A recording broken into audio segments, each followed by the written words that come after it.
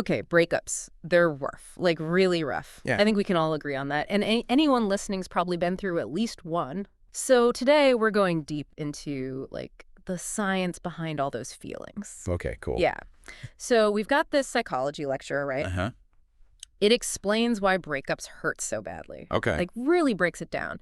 And it kind of walks us through what we can expect, emotionally. Interesting. Yeah, and then it also has some surprising facts about the whole thing. I'm intrigued. It's pretty interesting. So it's not all just in our heads then. Yeah. There's actual science behind it. Right. That's what I thought. It's amazing how much of the breakup experience is actually like happening in your brain. Seriously.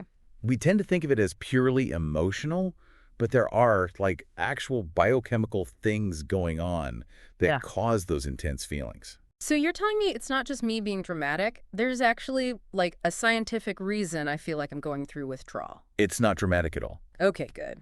Like when we fall in love, our brains get flooded with all these feel-good chemicals. Like what? Dopamine, oxytocin, Okay, yeah. serotonin. Those are the happy ones. Yeah. Exactly. They're all part of the brain's reward system. Oh, I see. And over time, our brains start to associate these rewards, with our partner. So it's like love is kind of like an addiction. It's a pretty good analogy. Wow. Like, just like with any addiction, when the source of those rewards is suddenly gone, Yeah. the brain kind of goes through withdrawal. That makes a lot of sense. You're not just missing the person, you're missing that whole chemical cocktail they represented. So that explains like the intense cravings and that feeling of wanting to get back together. Even when you know it's not the best idea, it's like my brain is like hijacking my logic. And to make it even worse, research has shown that the brain processes social rejection in like a really similar way to physical pain. Wait, are you serious? The same areas of the brain light up when we experience heartbreak as when we experience a physical injury. So heartbreak actually hurts, like physically. Yep.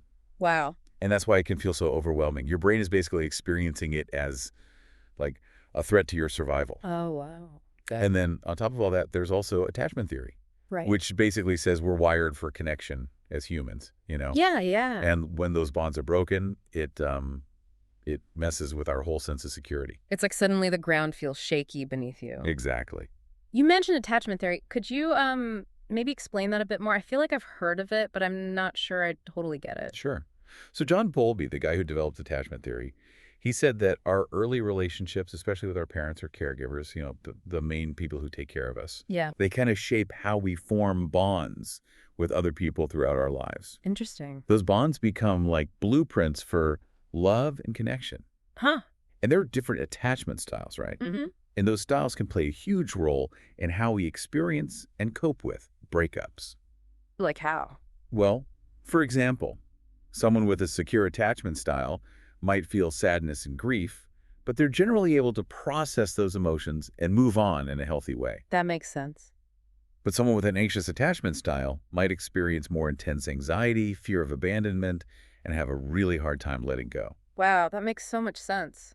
I can definitely see how those different attachment styles would make for totally different breakup experiences. Yeah, for sure. It's like suddenly everyone's breakup stories are making more sense to me. It's a really powerful lens for understanding relationships, not just romantic ones, but all kinds. So we've got our brain chemistry going haywire, our attachment system's freaking out. Right. And on top of that, there's this whole emotional roller coaster we go through. This lecture calls it the stages of a breakup. Okay. Is it true most people go through these specific stages? Well, everyone's experience is unique, but Yeah. there are like common emotional patterns that many people experience after a breakup. So it's not like a set of rules, but more like a guide. Exactly. Think of Yeah. it like less as a rigid set of steps and more as a map that highlights the general terrain of heartbreak. Oh, okay. I like that. Not everyone will experience every stage, and they might not happen in a specific order, but it's helpful to know that these emotions are normal Right. and they're all part of the healing process. Okay, so let's take a look at this map then. Yeah. First step. Yeah. Denial. The nope, this isn't happening stage. Yeah. It's fine. Everything's fine. Exactly. Denial is like a powerful coping mechanism. How so? It's like your brain's trying to protect itself From the breakup. from the full impact of the loss. I see. It buys you a little time to, like, adjust to the new reality. But it's important to recognize when denial is turning into avoidance Oh, right. or, like, preventing you from moving on. Because eventually that denial bubble bursts, It right? always does. And then things get messy. And that's usually when the anger comes in. Yes. The anger stage. Yep. This is where you want to, like, throw darts at a picture of your ex, right? Just kidding, maybe. But seriously, that anger can be pretty intense. It's understandable. Yeah. I mean, anger often stems from a sense of, like, powerlessness, hurt, betrayal even. Yeah, yeah. It's important to let yourself feel that anger, though, but express it in healthy ways. It's like, what? Hit the gym. Yeah, exactly. Exercise is a great outlet. Okay. Journaling, talking to a friend. Right, right. Just don't bottle it up. Good advice. Don't bottle it up, folks. Find a healthy way to let it out. After the anger comes, Bargaining. That's the stage where you start, replaying scenarios in your head, oh, yeah. thinking about all the things you could have done differently. What if I had just said this? Exactly. The what if phase. Maybe if I change that, they'll come back. Yep. You're trying to, like, rewrite the script. Totally. Yeah. And while it's tempting to get stuck in that loop of what ifs, it's important to remember you can't change the past, right? Right. It can actually make the pain last longer Really? Why? because you're clinging to this fantasy instead of accepting reality. That's true. So how do you know when bargaining has gone too far? Is it always a bad thing?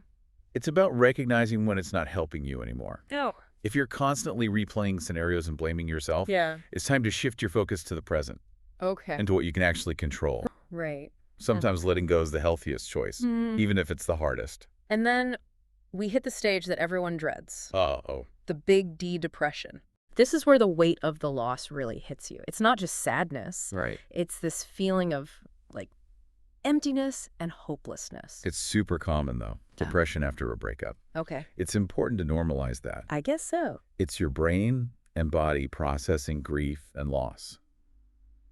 It's not a sign of weakness. Okay. It's a sign that you loved and cared deeply. It can feel so all-consuming, though. Like Yeah. the world has lost its color and you'll never feel happy again. I know, but it's important to remember that this too shall pass. It will. The brain is incredibly resilient. Oh, that's good. Just allow yourself time to grieve. Mm-hmm. Practice self-care and seek support if you need it. Like what kind of support? Talking to a therapist, Okay. joining a support group, Right. or even just confiding in a trusted friend. Yeah, those can make a huge difference. And eventually you reach the final stage, acceptance. Does that mean you're totally over it and, like, happy about the breakup? Not necessarily. Acceptance doesn't mean you're not sad Okay. or that you don't miss the person.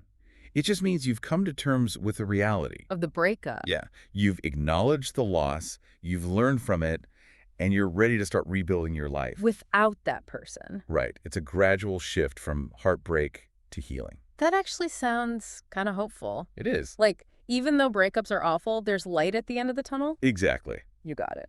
This lecture also mentions some surprising facts about breakups. Oh, yeah. Things that might even make you, like, rethink the whole experience. Interesting. Yeah. For example, did you know that breakups can actually be, like, beneficial for personal growth? Really? That's surprising. How can something so painful actually be good for you? Right. That's what I thought. So tell me more. Okay, well, it's all about perspective. We tend to view breakups as failures. Yeah. But what if we, like, reframe them as opportunities for growth? That's interesting. Think about it. When a relationship ends, it forces you to, like, step back Right. and reevaluate your life, your goals, your values. You might discover strengths and resilience you didn't even know you had. It's like, being thrown into the deep end of the pool. Oh, yeah. Either to sink or you'll learn to swim. Exactly. Makes me think of that quote. Yeah. Sometimes good things fall apart so better things can fall together. Oh, yeah. Maybe it's not just a cheesy Instagram caption, right? There's definitely truth to that. Yeah. And it's not just about, like, becoming a stronger person. Mm-hmm. Breakups can also help you learn about your relationship patterns. Oh, interesting. Like, you can learn what you really want and need in a partner, yeah. what your deal breakers are, and how to communicate your needs better. It's like you're forced to take a good, hard look at yourself and your role in the relationship. Not always fun, but definitely valuable. I can see those patterns in my own life now, looking back. And that's a powerful realization. It is. It's about shifting the narrative from I failed to I learned. I like that. Instead of dwelling on what went wrong, we can focus on the lessons and use those to create healthier, more fulfilling relationships going forward. That's a great point. It's not about blaming yourself or your ex. It's about understanding what happened and using that knowledge to grow. Mm. Okay, but what about those situations where there's no real closure?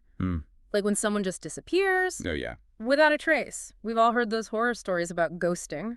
What's the psychology behind that? So ghosting has become, unfortunately, really common, Yeah. especially with online dating and stuff. It's basically ending a relationship by just cutting off all contact. Yeah. No explanation, nothing. It's a way to avoid confrontation and difficult conversations. Yeah, I guess so. But it seems so cruel. It is. It really is. A lack of empathy, for sure. And it can be super damaging psychologically. Why? Well, when someone ghosts you, it denies you the opportunity for closure. Right. You're left with unanswered questions, feeling rejected and abandoned. I can imagine that would make it even harder to move on. It definitely does. Yeah. Because there's no real sense of an ending.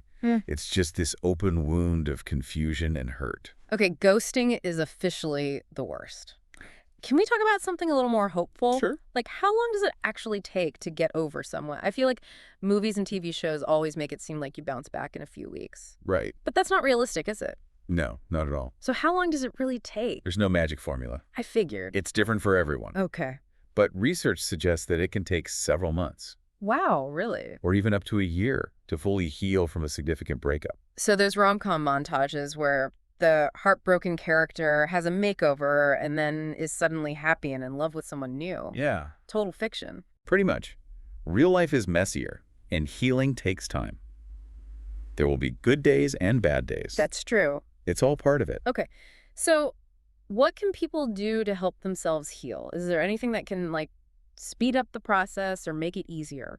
There are definitely things you can do to support your healing. First and foremost, be kind to yourself.